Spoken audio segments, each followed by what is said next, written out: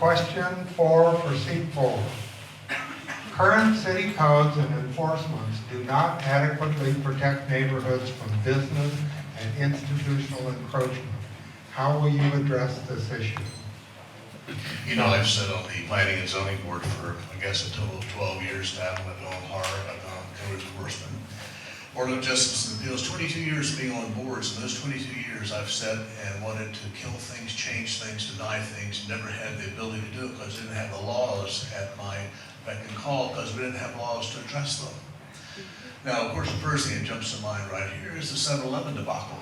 Okay, we all drove past that sign for years, said for sale. None of us thought about checking to see if you could build a 7-Eleven with a bunch of gas pumps there. Turns out you can.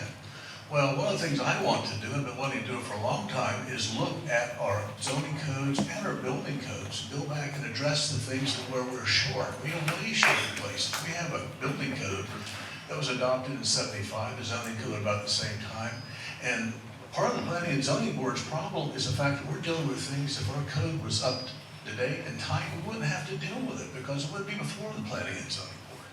We have to go back.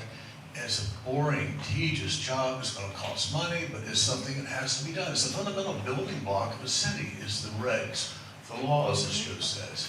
If you don't have the laws, you can't enforce them. And first thing we've got to do to adequately protect neighborhoods is go through and look at what can and cannot be done in those neighborhoods. And if it doesn't make sense in real time, today, boots on the ground, we change it. We address it every time. It's called being proactive versus reactive. We've been reactive for too long. We've got to get ahead of the power curve. And doing that is going to be tiresome, but the time is now.